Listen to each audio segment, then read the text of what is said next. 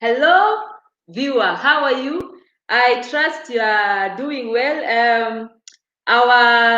Our production today delayed because our guest was held up in traffic, but now she's back.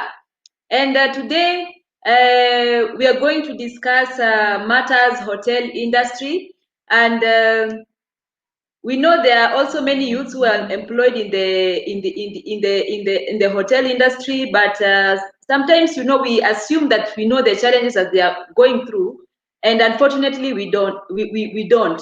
All right, but with us here is Teresia Mutua, who's going to share with us the challenges that she faces in the hotel industry, and maybe we are going to learn from it. All right. So welcome to the studio, Teresia. Let me add to the screen. Hi, Teresia. Hi, how are you? I'm well. Kindly introduce yourself so that the viewer can get to learn more about you. My name is Teresia Mutua. I'm in the hotel industry. Been in the hotel industry for quite some time, and I have done general hotel stuff from housekeeping to reception, waitress, management, supervision. So, yeah. All right. So when did you start working in the hotel industry? In 2015. Or 2015? Yeah. And are you still working there? Currently, I'm not working in the hotel industry. I left work just recently. All right. What drove you to go and work in the hotel industry? As a child, I've always seen the waiters and thought these people interact with so many people without appointments. Because in the hotel industry, you can serve the who is who without having to go to their office and knocking. And in that session, unaweza pata you're talking to executive people and interacting with different ethnicities, races. So you find yourself uko out there, like you get to talk to so many people and get to learn so much while you're still at work and you're still having fun. But was that the reality when you got the job? Shock on you. Kindly share with us. So most of the youth go into the hotel industry having just that one perception that you're going to meet people, you're going to get tips, you're going to meet wazungu, and they tip you generously. That's what they are known for. That's the only side of the hotel industry that most people get to see. But you get to the hotel industry, you find the hopes that your teachers gave you, the pay is different, delays in salary, work too much. Too much for too little pay. Unapata maybe wewe ulikuwa umeenda kama waitress, but at the end of the day unaosha vyombo, unaosha the place, yani you get to do so much that wasn't in your head, that you didn't know about. And most people that come to the hotel, others are like harsh, wanakuharas.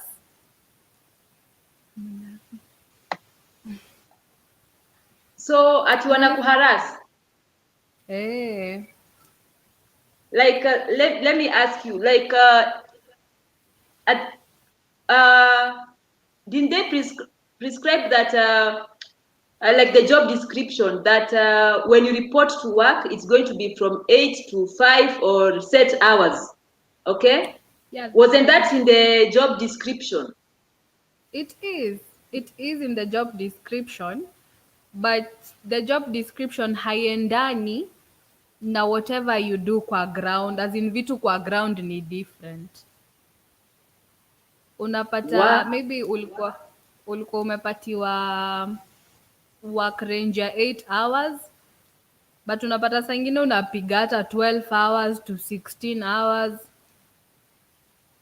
Wow. Yeah, so unapata ni hard. And Ni hard. It's not and easy. oh, okay. And isn't there a union that you guys could go and express your concerns to the employers? There is, but unapata maybe you're willing to go and express yourself, but unaona vile economy ni ngumu, mtu anasema afadhali tu nivumilie Mm. nisikue ati, unajua sasa, if the employer knows that you're about to go and report them and such stuff, una risk ku lose your job na una risk kutolipwa that money that you had worked for. Where? Because of the dishonesty in Kenya. Wow. And then like salary, yani before I get to the salary aspect, so how many companies have you or like how many hotels have you worked for since 2015? Like 6. 6. Yeah. Wow. And we can say like are they the 5-star hotels or which type of hotels were they? 5-star, 3-star.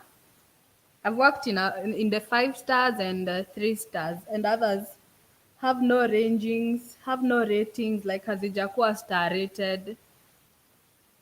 Oh my God. And did they, and you mentioned the delayed salaries. Yeah. That there was a delay in payment of salaries. Yeah. Did your employers state why they are paying you guys your salaries late? It honestly depends na management ya ile hoteli huko. There are some establishments that have the courtesy to put it on a notice board, like wanatengeza internal memo. Wanasema salary itachelewa for this long, for maybe kama mnalipangwa 30th itakuja 5th. But other hotels hawana hata definite date ya kuwalipa. Unapata uko 20th ya ile mwezi ingine na the previous month hujalipwa. Woi, sasa walikuwa wanadu like unapata maybe my excuses tu ati akuja kuwa na pesa, na you on the ground unaona nyi make sales, make profit.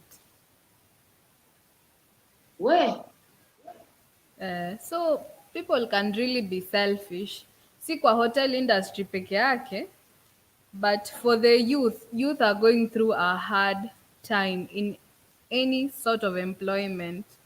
Juu unapata some of them hatuna the voice ya kusema kuna hii shida. Juu unajua ukisema kuna hii shida una risk kuchujwa wera, like you can get fired because of voicing out your comments. Na meals za during the day,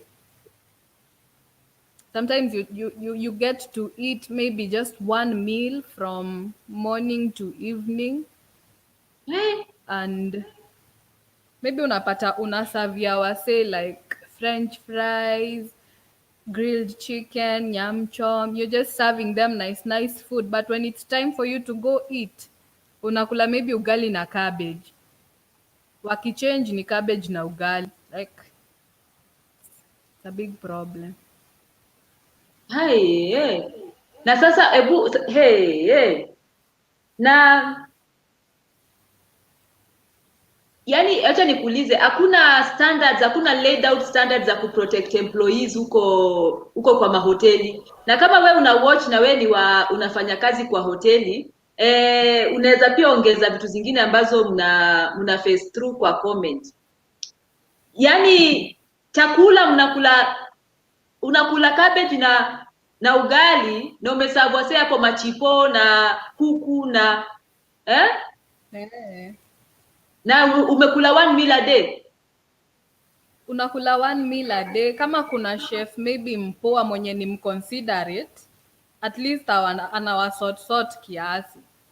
Na unapata maybe asubuhi amewapikia chai na mandazi, lunch time awapikie ugali na cabbage, sapa ugali na cabbage.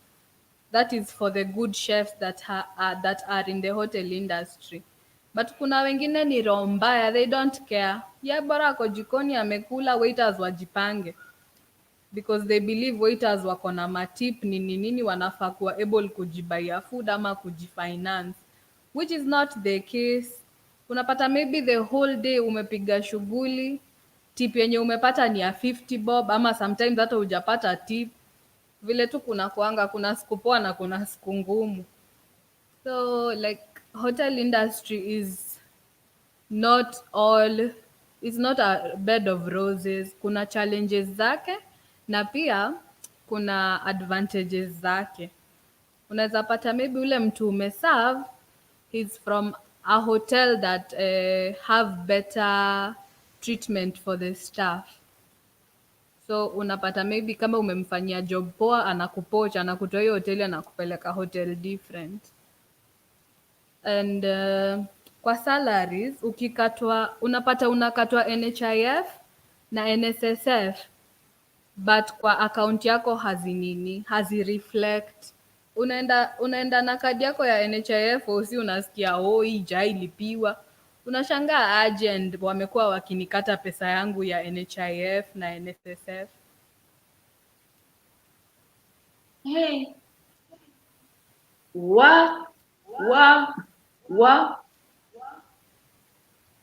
Hata nitapigia tu rafiki yangu saa hii ni ambaye ako kwa hii union, at least nione kama ako, wacha nimuulize anakuanga kidili na hii maneno ya labor union, ndio tuone kama wanaweza saidia hii maneno. Hebu ngoja kidogo.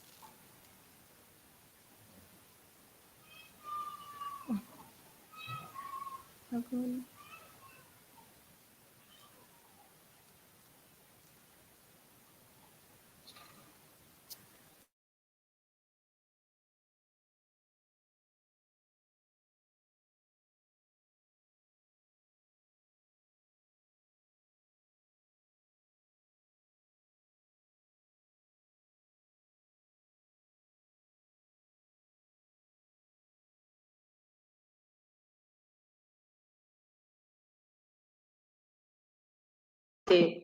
So I've gotten in touch with someone from International Labour Organization. So he's a youth representative who also helps employees so that they can they don't face whatever issues that they can even see how they can even be of help to youth who work in the hotel industry. So just a minute, let me send him a link to join so that we can have a solution.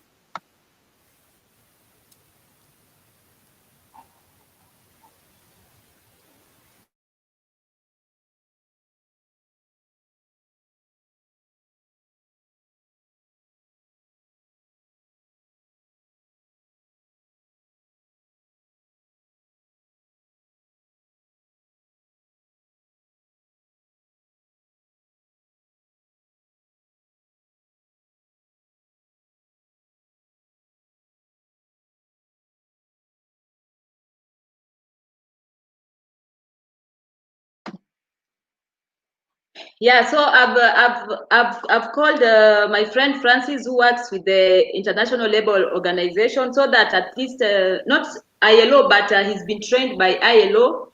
He's even been to Italy several times and to other countries, advocating for the rights of employees. So he's joining the studio in a few, so that at least Teresia, you can share with him the experiences that you are going through. That you've gone through, because you said that you just quit recently because of the frustrations at work, isn't it? Yeah. And are you thinking of maybe going back to work in the hotel industry again? Kuna some hotels that are really nice that have a proper working management, but most hotels owned by families, as in hizi family business, maybe a hotel inaoniwa na mtu wa kina sijui nani, like that. Those are not hotels to work in, because unapata you are employed, ulipigiwa tu simu ukaambiwa after ile interview just come to work.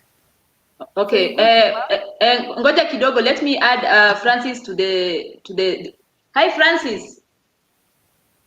Hello.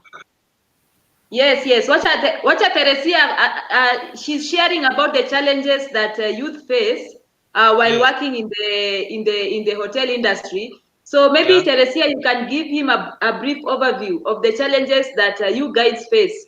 And since he's a member of the union, he can advise on how to go about it. Kindly go ahead and tell him he's listening. Okay.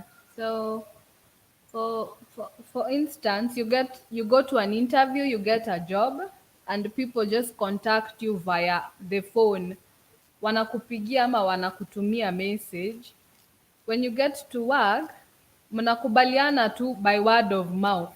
So unapata hata ile day maybe utataka do yako, they can fire you without, wanakudismiss tu, like you just go home, tutakupigia simu, ama we enda nyumbani, tutakufuatishia pesa yako.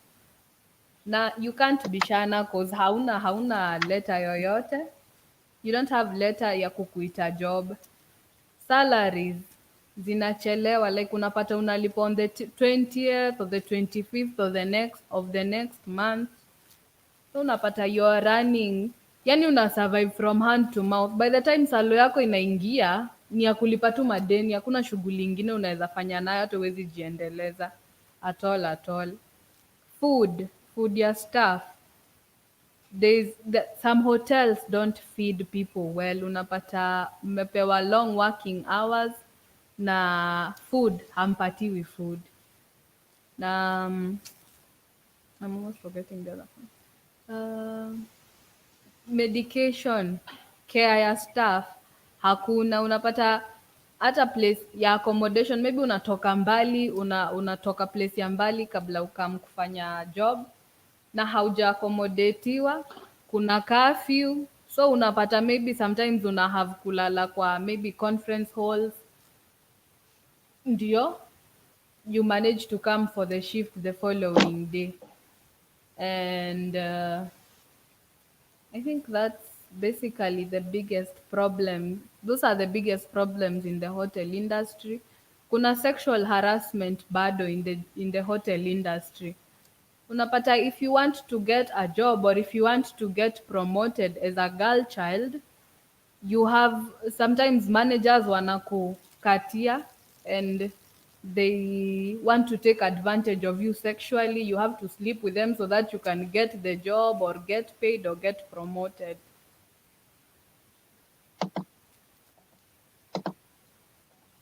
So Francis, umesikia what Teresia amesema.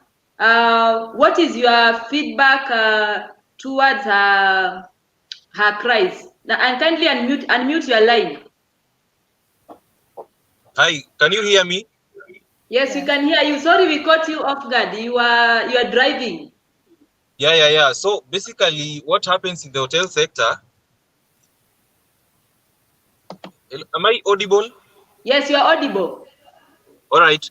What happens in the hotel sector is that we have the rules and regulations that are negotiated by the union, which is in charge of employees in the hotel sector.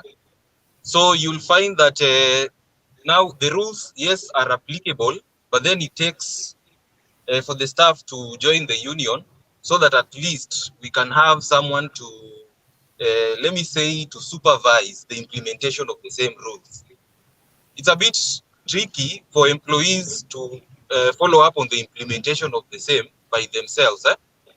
So we call upon employees who work in the hotel sector at least to join a union so that they can be able to get benefit of such rules.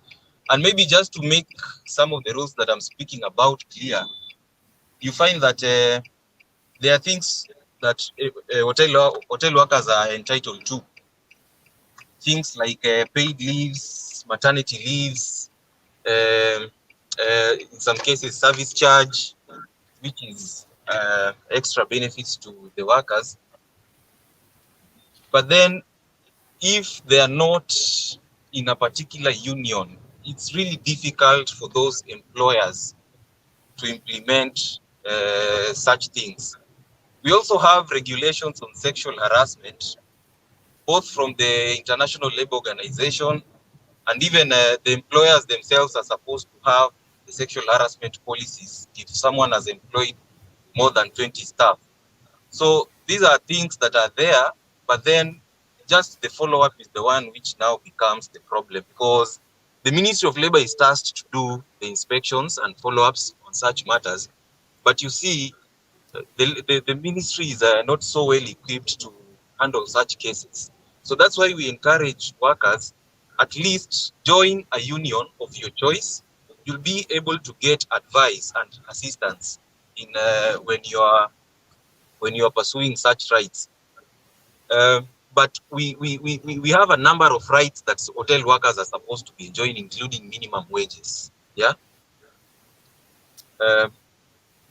Maybe if you need some more clarity on the same. All right. Teresia, do you have a question for Francis? Ama has he answered your queries? Ama, do you have any question? If you have any question, just ask him. Francis, you find most of the people who are in the hotel industry are people around 18 and 24, 25, 26. Some are still in school but are struggling to get an extra coin, maybe to pay for their school fees. And they are young people, so unapata fine, you are able to join a union, but you don't know which unions to join because when you came to work, you came just to get that extra coin to feed your family and support yourself. So unapata some of the hotels that we are in, they are owned by big people, or so unapata maybe utapeleka kotini ama utapeleka somewhere and nothing will be done about it. Nothing. Even when you complain to the HR or to the GM, they will not do anything about it. The most they will do is just fire you or dismiss you. So the biggest problem is that the people we work with instill fear in us. Unapata you're being bullied into submission. So how do you handle the fear? the fear of being fired, the lack of an alternative. Unaona hata nikiacha hii job sitapata job ingine mahali, so una opt kuvumilia. So it's a whole circle of problems. Yeah, unfortunately, that is the trend in the labor market.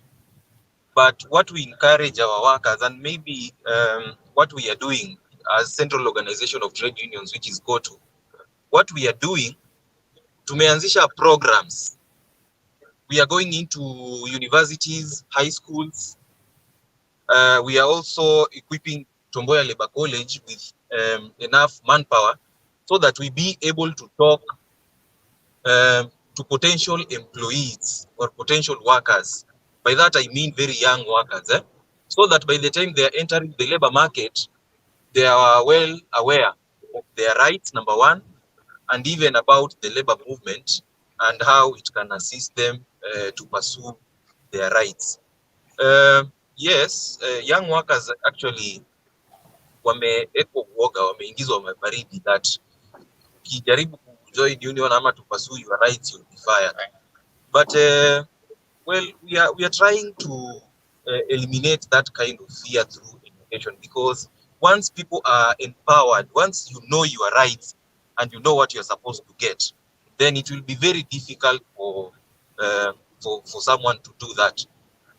You see, we have our labor laws, even minus the collective bargaining agreement that we do with hotels. We have our labor laws which protect workers.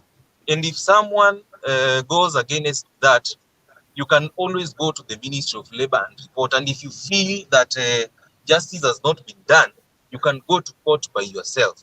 If you feel that the Employment and Labor Relations Court has not done you justice, you can walk into the Court of Appeal or any other higher court.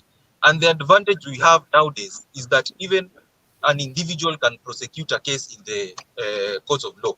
Wewe unaweza enda pale kotini ukaongelesha judge Kiswahili plain na useme shida zako kama unaona the other courts hazijakusikiza, but it's only that people are not aware, so that's why wanazidi kunyanyaswa that way. But we have our labor laws in place, we have collective bargaining agreements in place, we have offices that can help people, NGOs, we have kituo cha sheria. It's only that people need to know about these things, and if we are well informed, then the rogue employers will have a very difficult time to try to harass people around in employment. So we try and be aware of our rights, stuff like that. Okay, assuming I know all my rights and I can walk to court and report all that, how safe is it for me? Because now nikienda hivyo inamaanisha that my employer will assume I'm ruining his business and putting his work at stake. How safe is it for me as a youth to fight for my rights?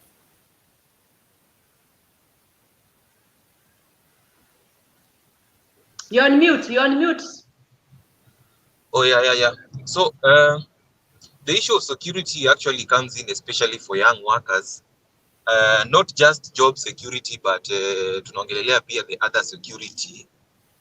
But we also want to believe that the security apparatus in the country are doing their job in terms of to ensure each and every citizen is safe, away from threats and all that. But it's also important that once you have your case lodged, maybe in the Employment and Labor Relations Court, it's important to let also people know that you have a particular process going on.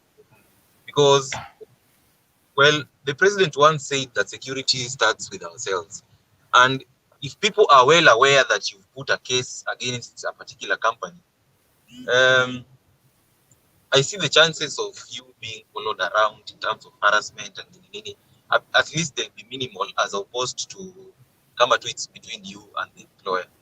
But in most cases that I've seen, I've not had employers threatening or harassing people because of the individual employees having stood them. before the courts. Although you are raising a very genuine concern, it's something that should be looked into in terms of policy formulation. Yeah. And as a young employee or a youth who is in the hotel industry, if I want to be part of the change that we want to see in the hotel industry, what can I do as a person to improve the conditions of our working areas?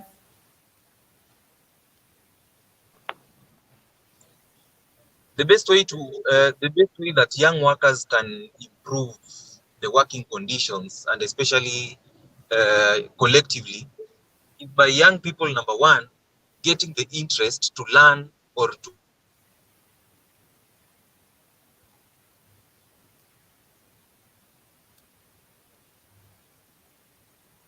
Yeah, seems there is a network issue where Francis is, but I guess it's gonna resume shortly. Yeah.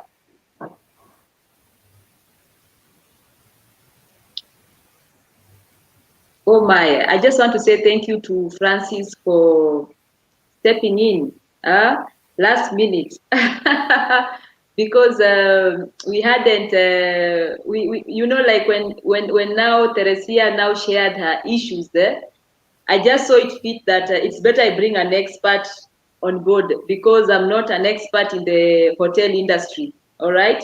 Yeah.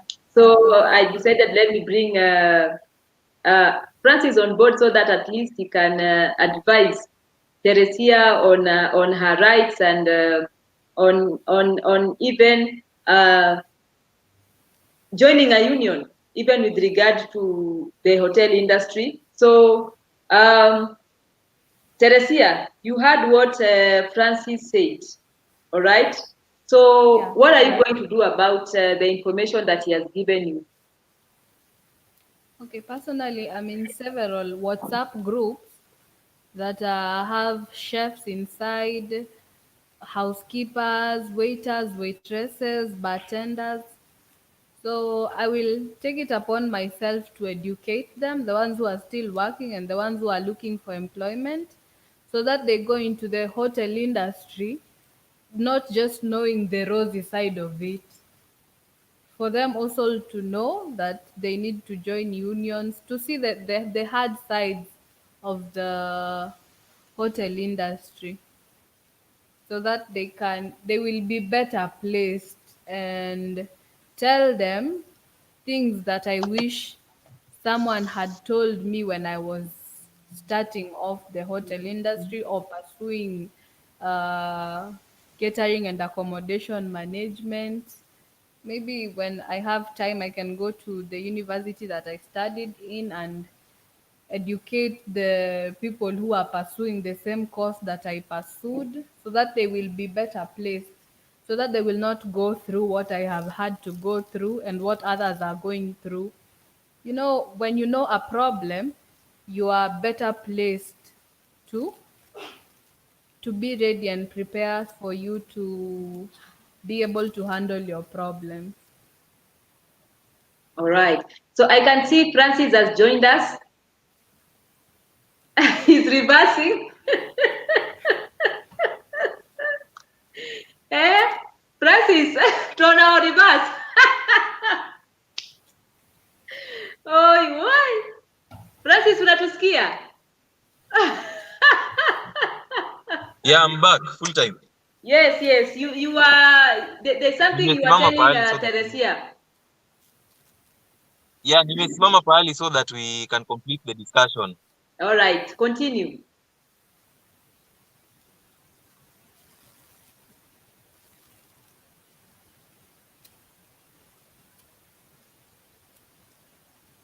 Kindly continue, Francis.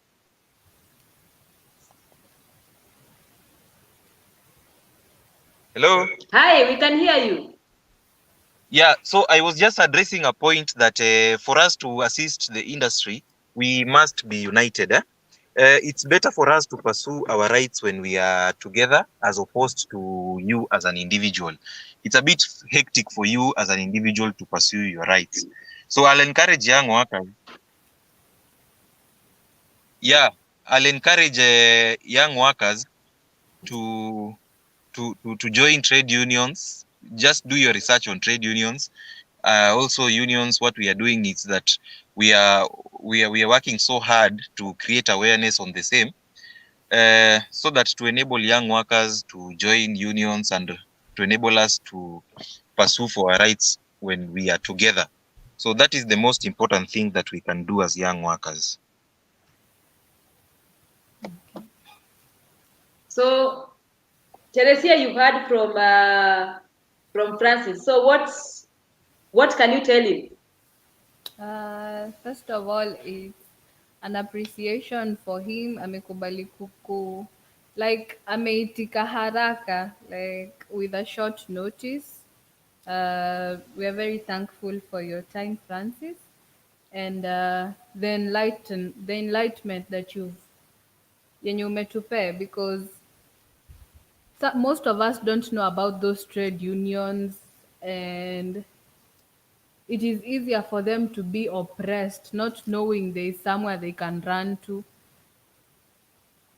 Yeah, so it's a big relief to know that there is some hope at the end of the tunnel. There is somewhere you can direct young employees to go.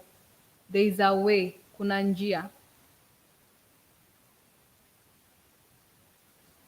Asante, Yeah, Teresia. and maybe Continue. what I can do, Violet, is that I can share with you some links so that you, when you're doing your broadcasts, you can share with the wider audience, so that also they get to know what the labor movement is doing and how they can be assisted. So that one I can be able to share with you because I have your contact. You share na the wider labor market. Yeah, thank you. What even I will do is once you share, Teresia has told me that she's in various WhatsApp groups. Guys ambayo wamework kwa hotel industry and some who are in the hotel industry. So whatever we are going to share this live YouTube discussion. We're going to share that link with Teresia so that she can use it as an advocacy tool. And we're also going to share the links that you have stated that you are going to send me, so that I can also share with Teresia. And we can even post it on YouTube, the links on YouTube, so that anybody who comes to this broadcast, they can get to see those links. Yes.